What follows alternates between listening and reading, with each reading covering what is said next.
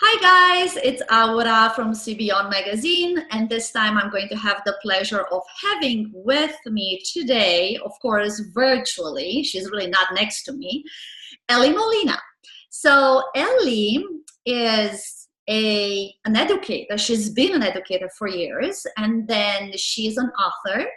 She's a consultant, and more than that, she's an intuitive reader, a leading expert in children's intuitive development. So hello, Elly. How are you? Hi, Aura. Thank you for inviting me to your show. And thank you. I'm so honored to be here and so excited also. So thank you. Oh, thank you so much for being with us. Truly. I mean, especially because See Beyond Magazine, we launched this Experts Corner, but See Beyond Magazine was born out of the intention to help teens and young minds and young at heart adults. And I feel like you are the perfect match for us, for See Beyond Magazine, to lead us into evolved spiritual thinking. Well, thank you. Well, I'm just going to say after 29 years of being in the middle school, I hope so. Well, and by the way, I mean, congratulations. I know that you've been on Fox News and CBS and NBC and ABC and New York Times. So you've had a lot of experience with media and, of course, the public educational system, right? Thank you. Yeah, I have. So that's so amazing. So Elly, in 2014, Brown University broke grounds with this brand new program, brand new major that they've created. It's called Contemplative Studies. And it's pretty much, people are going to think about their thinking process and they're going to analyze that in the smallest details. But that happened in 2014. Now, you kind of like were way ahead of your time or their time, because you've created for middle school a program called The Power to Create. Right.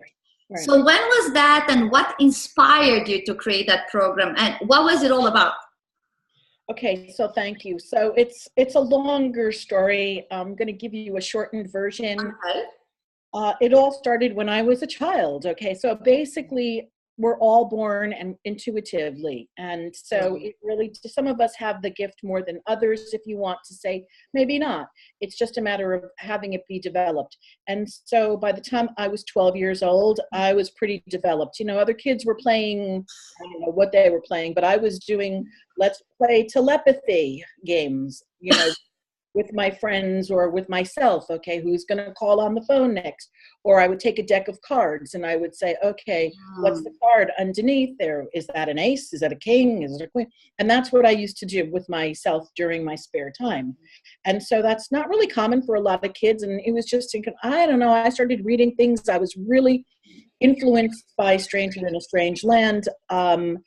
Anyway, by the time I got to, I would say by the time I got to teach middle school in the early 80s, all right, no, 86, it doesn't, yeah, by the 80s, then I started noticing that, the kids themselves are pretty telepathic, because I was teaching English as a second language, and there was no English. They weren't speaking English, so they had to use something other than their verbal and their nonverbal skills.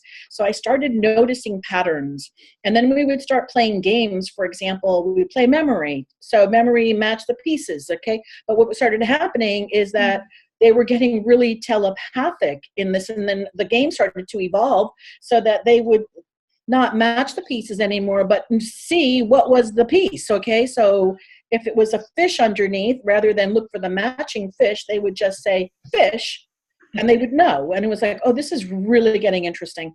So I started taking note of these things, and then by the time it just kept going and going, and I decided that back in the 80s, I decided I was going to write a book one day, and it was going to be called Yes, You Can. And it was going to be all for empowering teenagers and children, but I didn't do anything with it. And then years went by, and my own telepathic, my own psychic business started growing. I started using it more. I literally came out of the closet. So meaning that I would be the educator during the day. And on the weekends, on Saturdays and Sundays, I would have the ladies come sit in the living room waiting for readings while my kids were upstairs hiding. Okay, so, and then one thing led to another. And then by the time I got to, by that it was about 2007, which is when, you know, everything started to become more open. I think The Secret came out, What the Bleep came out, some of that. And I said, okay, now I have permission, as far as I was concerned. I've got permission to bring this into the classroom a little bit. Otherwise, it was pretty much, what are you doing? Okay, like, you can't do this. So I was very fortunate to find a principal in a New York City school system who said, you know what, this is all about empowering children, and we're going to give you a year run of this and go see what you can do with this. So I literally created the program in the New York City system, and it was called The Power to Create. And it's all in my book, so I don't want to spend too much time talking about that, but the program is in there and what I did.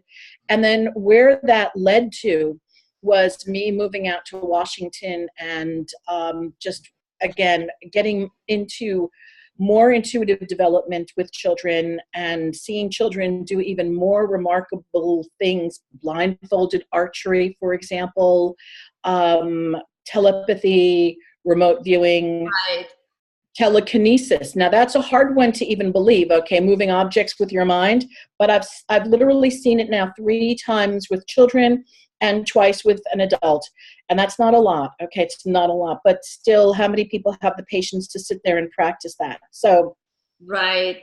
So you were telling me about the book. Is that the book that actually appeared in March this year, Children Who Know How to Know? Yes. So thank you. It's a resource guide for the adults and for educators. So it's anybody who wants to work with children and or even the child in them, and say, hey, you know what, I really want to work practicing my intuitive and my psychic abilities. So I want a hands-on guide that uses, that has exercises in there that have been tried. So all the exercises in the book are ones that I have done with the children, and so they work. And then the book, of course, has many chapters on, there's a chapter on the brain, how the brain works. There's a chapter on why language and thought is very important. Of course.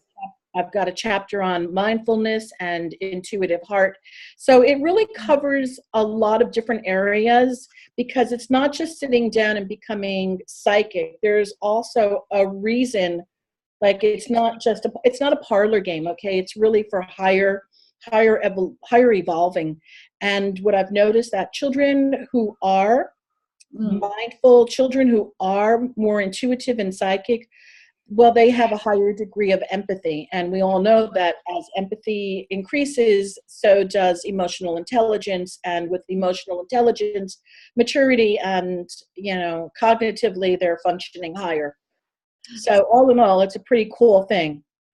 Wow. Well, you said hands-on, and I think that's you know, my next question. I mean, you also have some workshops that some of them are going to be for teenagers or for children, and then you have workshops that are targeting adults, right? Can you tell me a little bit about the difference between those 2 courses, and, you know, how do you teach them? You know, do you teach them in a classroom setting, you know, one day? How is it done?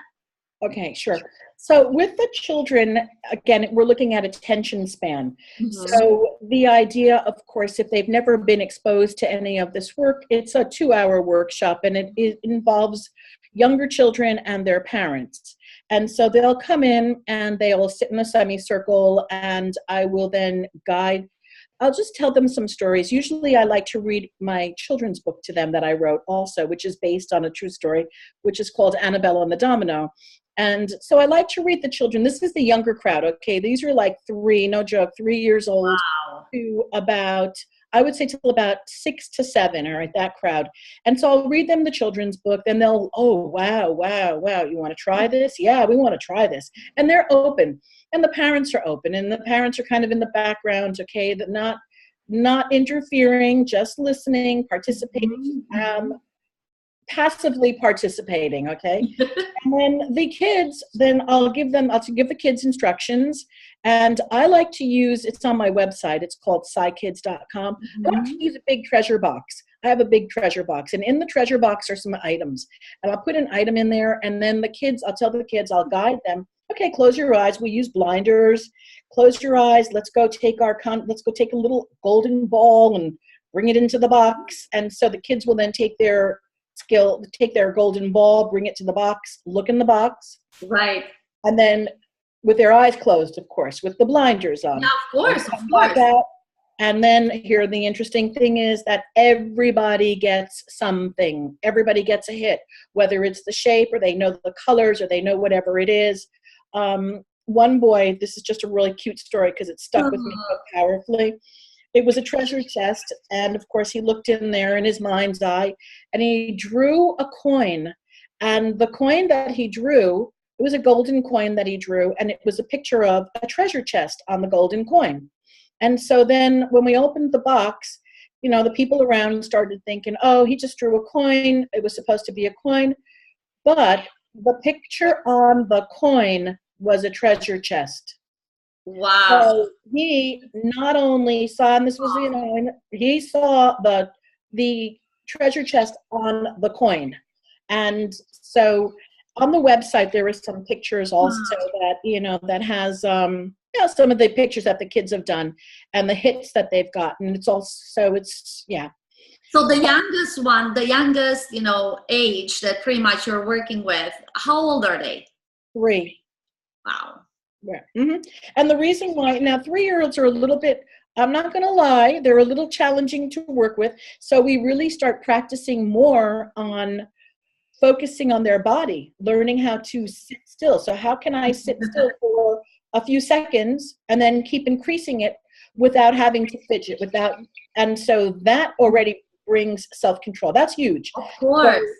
So, we don't think how big that is, that a little guy can start to, or a little girl can start to control their body at age 3 without having to scratch here and scratch there and to just sit there through this, but they can with training. So they're the youngest crowd is about 3. And then the other group that I work with, because when you asked me for, those are the I'm going to call them about 8 to 11. And they're faster with this. They're just really quick, okay? Because they know what I want. They understand the directions. They know what I want. They can do it. Only problem is when they're coming in the first time to do the workshop, I usually give them 2 hours also. They're okay with that, and they get the hits. Later on, another component that we forget about that we have to work on is competition. Because competition can also start to get in there, which we don't think about at first. It's like, why are we competing to see who can see better in the remote view box? Only that's what happens. So then we address that, and we really work through that also. And in that program, that's a 10-week program, and it's always been done. It's always been done in a setting, parents coming to the location with the child, parents sitting outside waiting. First they come in, get some instructions about how they can practice this with their kids later. Then I work with the kids and the parents, you know, everybody goes home. And then with teens, of course, it's just teens, adults, just adults. Adults, I usually do all day workshops because there's a lot to teach. So, yeah. So, yes. Wow. I mean, it's so interesting because I remember this proverb, you know, in the Romanian culture that used to say, the church used to say, give me a kid by the age of 7 and it's going to be mine forever. And I really believe that when you think of youngsters, you actually have in mind that they are too young to really understand the whole process. But actually, that's the age that they are going to be fearless and they're really going to embrace, you know, the beauty of the intuitive mind. Right. And that's in the book also. I've got an entire chapter on brain development and when the best time is and the best opportunity is to put them into do that, you know, to when the opportunity to have them start doing this work. Wow. So it's a proper timing. I love that. Yeah, there's definitely a timing to this one. Of course. So I read this quote by Einstein, right? That, you know, he said the intuitive mind is actually a sacred gift, right? And then the rational mind, it's a faithful servant.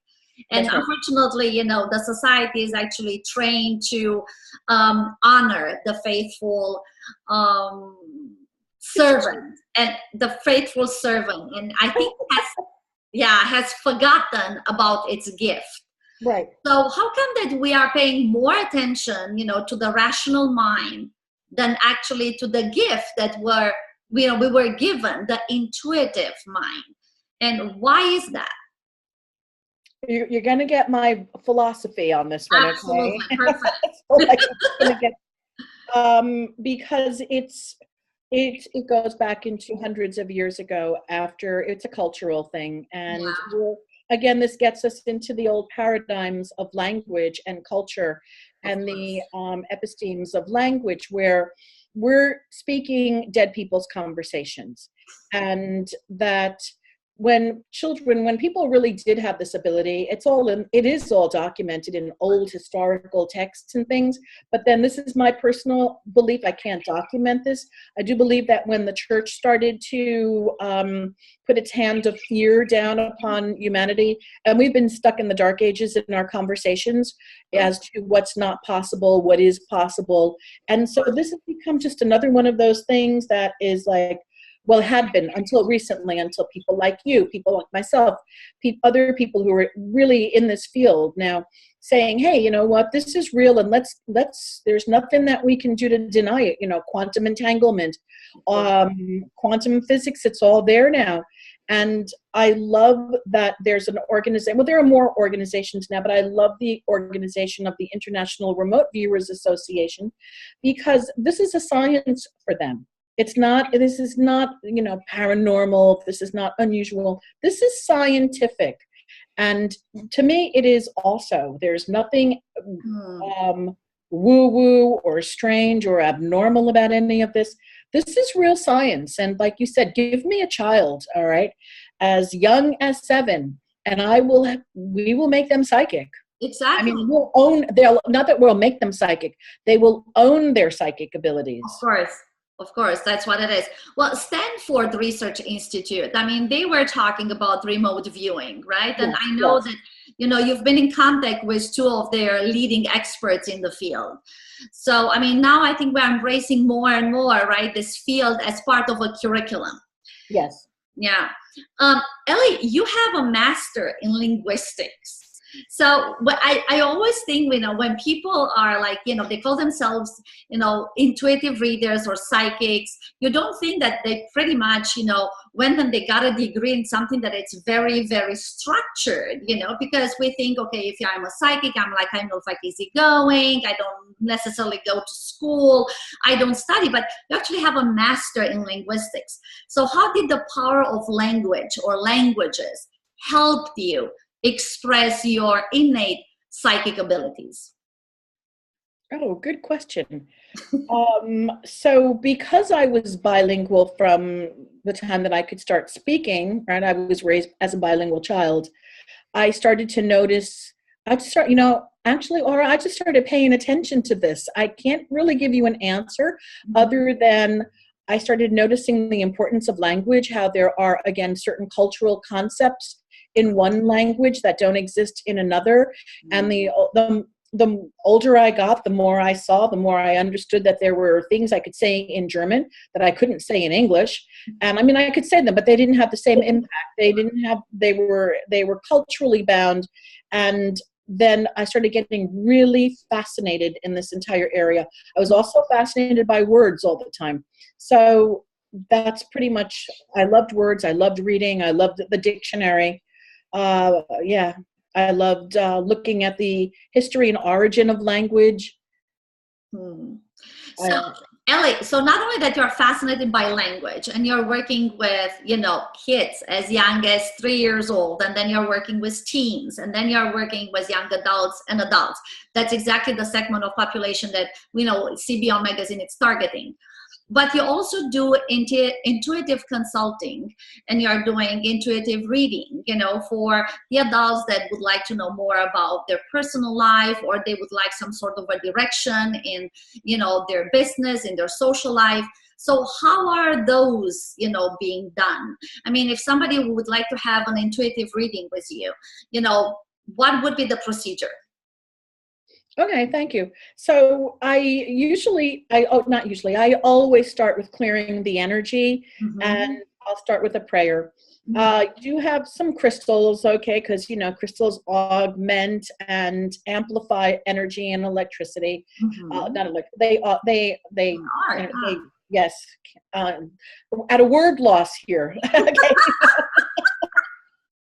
So I do have my crystals, and then what I'll do is I'll say a prayer, and then I'll ask the person who I'm reading for to Mm-hmm. over the phone to say their name for me. It's sort of an energy thing for me. Of And course. then I just go into what I call flow. Okay, so I'll be sitting like here, holding a piece of paper and a pencil, and then I just start to doodle and draw and have pictures and start talking. So I start to talk for about the first, I would say really just flow. It just starts, things just come out of my mouth. I don't really know what I'm talking about. I just tell them what I'm seeing. So Right. it's really that remote viewing, what I see, what I hear.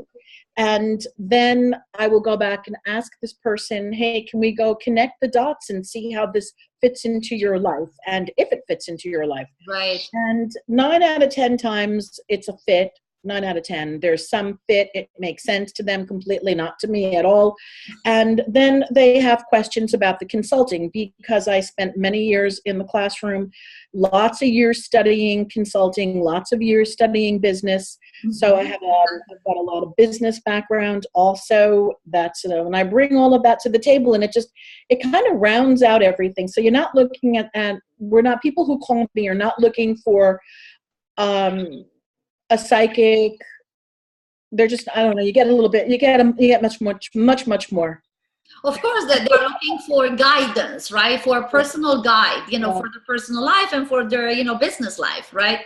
As well. And So, mhm. oh, No, I no, was I go was ahead. going to, no, I was going to add something to it. And this is a personal thing that I do believe that a psychic can really only provide that much information as to what they have language for to understand what they're seeing. So if you get information and you see a tree, but you've never seen a tree before, and you don't have any way to relate that to somebody, then you can't talk about it. So because of my extensive background in business and education, Linguistics, language again. and even just being in a classroom, Right. nonverbal communication, all of these things, it adds to me being able to interpret what I see. Right. So, Because and it's not just visually, like you said, language is going to be the tool to actually express what you see, which is perfect communication, right? right. Um, Elly, I know that you're right now in the process of writing another book. Can you reveal something, for It's so cute. A little. So yes, there's a book that I don't have a date yet. I'm working diligently on this. It is a story of a young boy who is telepathic, psychic. His skills have been highly developed, and he goes on many adventures in the Pacific Northwest. And yeah, I'm hoping that I finish soon. Okay, so Oh, you will, absolutely. You I've will. been working on that. And then I'm also contributing a chapter to another book, and I'm just not at liberty to talk about that one right now. I do believe we will be out by September, and that is in collaboration with a few other authors and speakers. Oh, So, that's wonderful. yeah. So Wonderful. I'm excited about that also. I think we'll hear more about that. In September is our date for release, is from what I understand. That's wonderful. So you have two books right now, and that's going to And be two a more. chapter and two more. Correct, two more coming up. So if our readers, our listeners would want to get in touch with you, where can they find you? All right, at my website, which is ellymolina.com, ELLYMOLINA.com. So that's where you can find me. And then there's a link on my own website to Psy Kids, PSI-KIDS, and that's the link to what I do with the children. And then, of course, I'm on Facebook, Psy Kids, Elly Molina. I'm on Instagram. Okay, so I'm out there. You can find me. Wow, so interesting. I mean, just listening to your complex background and how you switch from being an educator, but I would not actually call it you switch, you enhance. Because Right. I think that, you know, we are all teachers, teachers of life, and we are educating people and how to behave, how to think. But you are going even more deeper than that. You know, it's how to really find their own gifts that unfortunately, I think that all of us, we were given these gifts, but not many of us are opening our gifts. And that's where the problem is, Right. right? Yeah, beautiful So, way to put it. Yes, yes, we were all given these gifts, and it's just another part of our senses. We're not using it. We haven't been using it. And when we do use it, then our culture has been saying, we're invalidating it. Yeah, you sure? Yeah, you sure? You sure? And so what I do in my book is I really teach you, yeah, you're sure. Now go down that path. Okay, stay out of there. Go this way. Go that way. Feels right. Go. It's good. Go do this. So it's more about empowering children to, first of all, teach them how to access it, really, but then utilize it and trust it, because it's all about trusting it, isn't it? absolutely. I mean, if you don't believe you can do it, you are not going to be able to do it. So it's coming down to how do I see myself, and if I believe in my own powers that I can potentially do this. Absolutely. Right, Absolutely. right. Thank you so much, Elly. Such an amazing interview with you. And, you know, for all the ones who are interested in any guidance, Elly is here for you. And if you have children who definitely have psychic abilities, you know, you're also more than welcoming to, you know, contact Elly. And you're going to actually see Elly's articles in CBO magazine. And we are more than grateful for all your knowledge and all the things you are sharing with us.